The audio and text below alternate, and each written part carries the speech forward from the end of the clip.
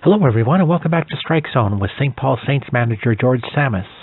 Strike Zone is a weekly program that gives you, the fans, the opportunity to ask the St. Paul manager questions about the Saints, baseball or sports in general, or just seek George's wisdom about life events. In this week's program, George talks with us about his team updates, he shares with us his insights from the Super Bowl, and he discusses with us how difficult it would be as a player to play for a team that seemed to be playing to lose. So let's get right to Strike Zone. So let's welcome back Manager George Tsamis, post-Super Bowl here, before we get into our Super Bowl questions. We'll just ask if there's any team updates you have for us, George. Yeah, I'm sorry, today there's no team update. We haven't signed anybody here in the last few weeks. It is starting to pick up more and more every day. Seems to be more interest and more people reaching out, and maybe some of these AA, AAA players that maybe at this point are realizing they may not get into a spring training. We have had more contact with some players, but we don't have any signings to announce as of today. I think one thing that you and I talk about, but maybe fans aren't aware of, is that this isn't that you're not able to sign players at this point. It's just you're trying to ensure you don't want to sign a player that you might have to cut. So you're trying to make sure you're getting guys that have a good shot at making the team. Yeah, that's one thing that if we could sign 20 players right now if we wanted to, and but we try to do it the right way, and you hate to sign a player and give false hope to, and then have to cut later. If you're not sure of it, and I know there are times when maybe players are on the bubble, and but you let them know that up front. You're honest with them, or at least I'm honest with them, and up front, and you let them know if we're going to bring you in. I mean, you'd have to come in and make the team, and you just try to be as honest as you can with them. And again, we just don't want to sign anybody. We're just trying to get the right guys, and so this is all going to play out here over the next 7-8 weeks. So let's hear what your reflections were from yesterday's Super Bowl before we get into our fan questions. Yeah, it wasn't the most exciting game, and it wasn't. There was not much offense at all. I mean, those defenses both played real good, and once again, we realized that we don't know what a catch is, because I think Carolina kind of got hosed a little bit on that one. It looked like he caught that ball, but that's what the announcers seemed to think, and Mike Carey seemed to think it. But once again, we don't know what a catch is. And what did you think about that play? Did you think that should have been a catch, or? I did, and the thing that was kind of surprising to me was did I understand? I hear this correctly, that the ref didn't even make that. He's not the guy. It's the people in New York that are determining the review. Is that what I understood? Yeah, I don't know. I don't know who's in charge or who makes the decision, but I don't know. It seemed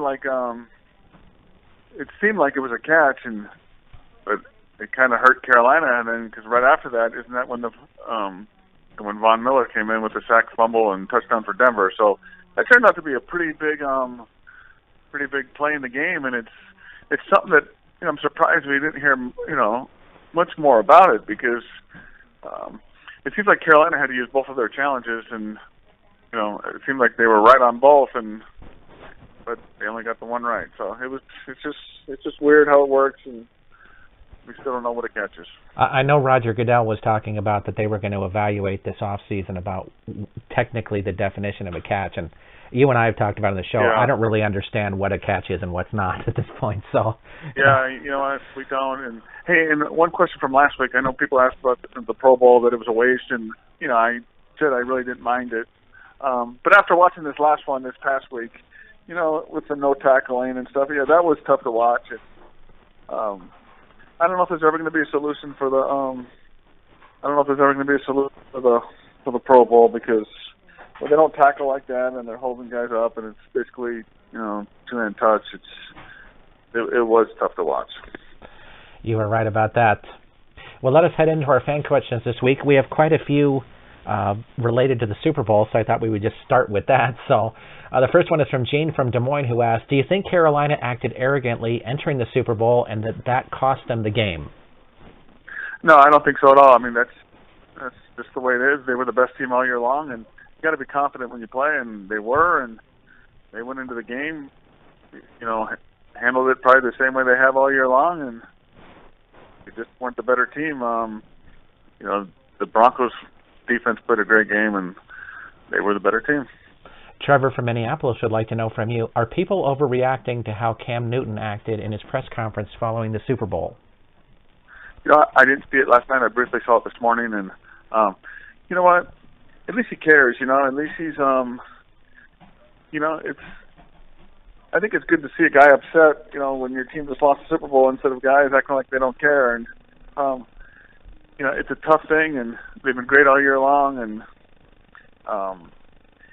he maybe he could have handled it better, but I think I've been in that boat before too. There's times when you have a tough, horrible loss, and you have to sit there and answer the questions, and maybe you're just not in the mood to do it. And and again, I'm not saying he handled it correctly, but I understand why he did, and I'm sure all of us can relate to it.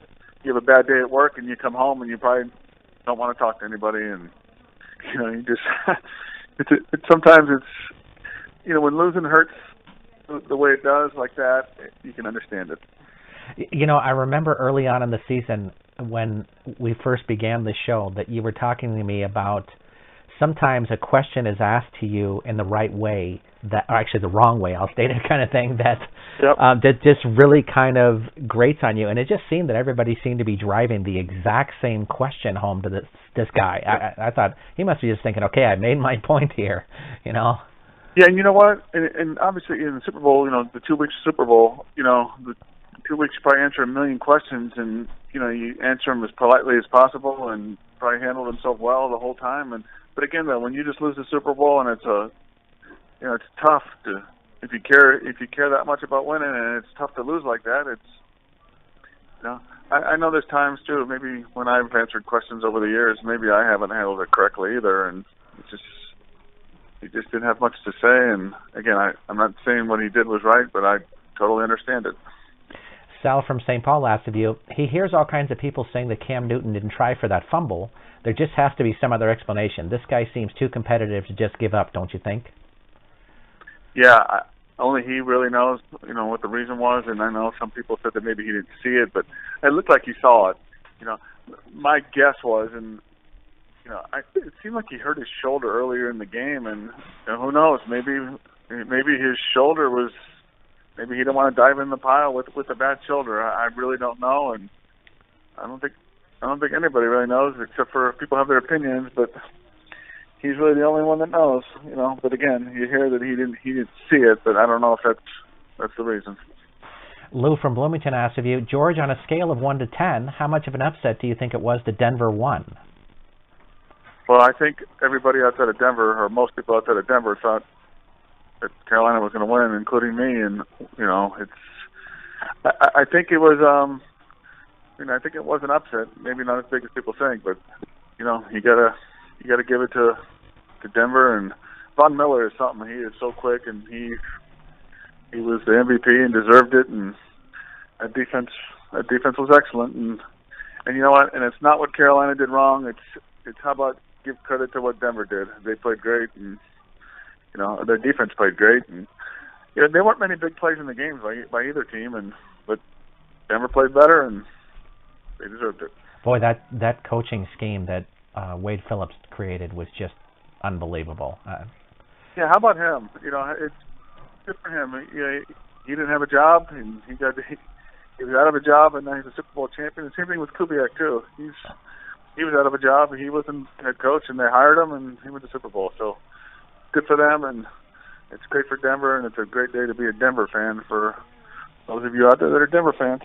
Yeah, enjoy it now because those poor Rockies will be giving you a summer of misery, I'm sure. So, yeah, that's tough to watch. Yeah, it's tough to watch at times. Our next question comes from Chuck from Las Vegas, who asked an interesting one because after he said this, I thought this was kind of funny myself. But wasn't it funny when C.J. Anderson scored and they turned the camera on the Manning family? Eli Manning sure didn't look happy for his brother about winning a second Super Bowl. Your thoughts? You know what? I don't think that's true, and I saw it too, and it looked like he wasn't very happy. Maybe he was nervous. I don't know the reasoning, but you know, it's just I'm sure he's very happy for him, and you know, obviously both of them have been very good quarterbacks over the years. So it's just maybe he was thinking about somebody else, something else. Who knows? It looked weird, though. That's for sure. Yeah, it did, and I understand the question too, because I saw that this morning too, that people were saying, well, like he was not happy for his brother, but I seriously doubt that. Joe from Mankato asks, what was your favorite Super Bowl commercial that you saw, and what was the dumbest commercial in your opinion? You know, I don't know. The commercials this year didn't do it for me this year, and I don't even remember seeing a Clydesdale commercial. I don't even know if they had one. I didn't see one. So, I don't see that either. No, but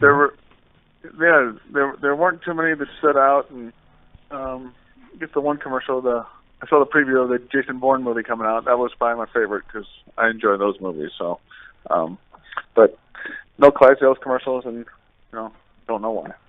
Yeah, that is interesting. I hadn't really thought about that they did not have that. And I think the best Budweiser plug was when Manning said he was going to drink Budweiser that night. So. Yeah, it was. Like I said, there weren't. Every year you usually have a couple commercials that make you laugh, but there really weren't any that did it for me this year. Sheila from Woodbury asked if she thought the outfit was really weird. Did you think Lady Gaga did a great job with the national anthem? She sure sounded good. I mean, I don't really listen to her music, and I hear how great she is, and like I said, I'm more of an AC/DC Rush guy, but when she sang that national anthem, she did a great job with a beautiful voice, and so it was nice to hear. Why Carlos Santana didn't get the Super Bowl in San Francisco, I don't really get. But yeah, I don't know. I don't know how they pick them. That would have been nice. Melvin from Buffalo asked, Skipper, it would be silly for Peyton Manning to return for another season after winning the Super Bowl. Doesn't he just have to retire? It would be a good way to go out after winning, and obviously he's not the same player that he was over the years, but maybe it's the best way to go out, but obviously he's the only one that knows about it, and he's been nothing but a classy guy over the years, and he's handled things great over the years. So, but if he did not retire and they didn't want him back, I'm sure there'd be a couple teams that would step up and take him. Mike from Cambridge brings up an interesting scenario this week. Calvin Johnson looking like he's retiring, and it looked like Marshawn Lynch said he was retiring last night as well. So which one of those shocks you if it happens, or both if it shocks you? Yeah, the Calvin Johnson one, I would think that he's been since Barry Sanders left, he's been the face of the Detroit Lions and a great player all these years and a great receiver and a guy that handles it with class and does things the right way and so big and fast. You don't see guys that big that are as fast as him and as great as him. So, yeah, that would be too bad if he hung him up. And and Lynch, he's just been what a powerful running back, and he's a guy that he never goes down on the first hit. He always seems to break a tackle here and there, or break 3 or break 4 tackles, and just 2 really good players that would be leaving if that's the way it goes. Alan asked you about the Hall of Fame vote. The NFL chose Brett Favre, Marvin Harrison, Orlando Pace, Kevin Green, and Tony Dungy. So he asked of you if you think that was a good choice of those 5, and does Green seem like a bit of a reach to you? I really wouldn't know. I don't think my knowledge of this would be right. Obviously Brett Favre, he's a no-brainer. Kevin Green, I just remember him being a real tough, mean defensive player and a real good player, but like I said, but not knowing the stats and all the numbers and the sacks and all that, I'd probably be the wrong guy to ask that one too. Our next question comes from Craig from Egan. He says, George and Rob, I love Johnny Manziel and want to see him do well. Give the kid some advice on how he can get his life in order and get back on the field. You just don't know how many chances that he's going to get, and it's too bad. And you hear all the stories, and you don't know how much of it's true, but it seems like when it keeps happening, more and more of it is true, and some guys are just blowing it, and you would think it's he's been talked to. People are trying to tell him the right way to handle things, but he doesn't seem to be handling things the right way, and it's too bad because he could be an exciting little player, but he may have blown his opportunity. His situation reminds me, and this would probably be somebody that you would know as well because we grew up kind of the same time. Steve Howe, who used to pitch for the Dodgers, the left-handed closer. Yep. Battled cocaine for quite a while, and I think people were so concerned about him getting back on the mound instead of just dealing with this guy had a problem that needed to be dealt with, and that should have been the focus. And baseball should just be irrelevant. I think the same thing about Manziel. Just forget football right now. Why don't we work on just getting this guy right?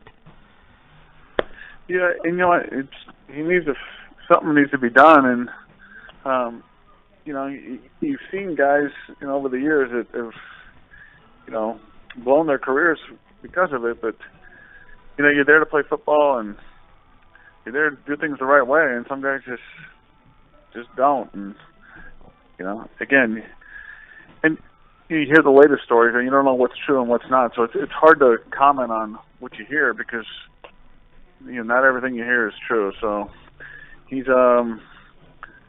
it just seems to be happening way too much with him though. I agree with you. Heading into our baseball questions, we begin with Henry, who says, George, if you had one big out to get to win the championship, who of your closers from the past would you turn to get that last out? You know what? That's a tough one because over the years we've had some good ones, and Rotobaugh this year was good. He led the league in saves, and he's maybe not the 95-mile-per-hour guy, but he's been a guy that's came in and got the job done. And but over the years though. There's some close ones. Chris Chavez is a guy we had a long time ago, back in 2004. He was lights out, and it's tough to find a good one. So, but I really couldn't name one because there've been so many good ones. Amy from St. Paul asks of you, we really won a championship this year in St. Paul, George. What do you think needs to happen to get the team to that point? Well, you know what? I mean, I really want one too, and it's been too long, and it's about time we figure it out and get it done. And this past year, we thought we had the team and we had an excellent season, and we just ran into a real good team in the playoffs, and they played a little bit better. And we just need to put it all together, and good players, good attitude, and it'd be nice to get a couple breaks here and there once in a while, but I do agree 100% that we really need a championship there in St. Paul, and because the fans deserve it, the organization deserves it, and so hopefully this is the year. The funny thing about that is that this isn't one of those wait till next year kind of things. Because I remember before the season even began, you said to me last year, we're going to have a good team this year, but next year's team is going to be even better after more people have heard about this park, and we've got a chance to kind of learn the park itself and how that's going to work. So, Amy, this could be the year for sure. Yeah, hopefully it is. Dennis from Burnsville would like to know, with spring training about to begin, who do you see as the two teams to reach the World Series this season? It's so early, and you never know in this, so I really can't even answer that one. The Mets, the starting pitching's great, and the Royals are always, the Royals are just a good, solid team. But it's just at this point, you really couldn't tell you, and I don't think anybody can be surprised on how it plays out, because it'll probably be a team we're not even talking about. The Cubs have done a lot of nice things, and maybe it's their year to get in there because they came close and had a great year. But I guess we'll find that out here over the next few months. Miguel from Anoka would like to know from you, Skipper, did you see the end of the Mexico win in the Caribbean World Series? That just was an epic ending, wasn't it? Yeah, I mean, I didn't see it. I read about it this morning a little bit. But yeah, anytime a guy has a walk-off home run to win a championship, it's a great, exciting thing, and it must be great for them.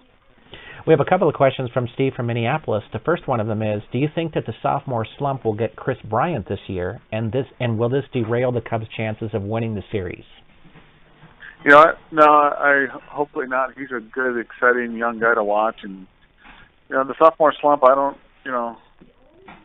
know how that people like to use that, but hopefully it doesn't happen. And year to year, you just never know what's going to happen. A guy can have a great year one year, or a lousy year the next year, but that can happen in his 10th year as well too. But hopefully he has a real good year, and it's nice to see those good young guys that are coming up, and it's nice to see them, stay consistent and be like the Mike Trouts and the Bryce Harpers. They're exciting to watch. So hopefully he can be good for a long time.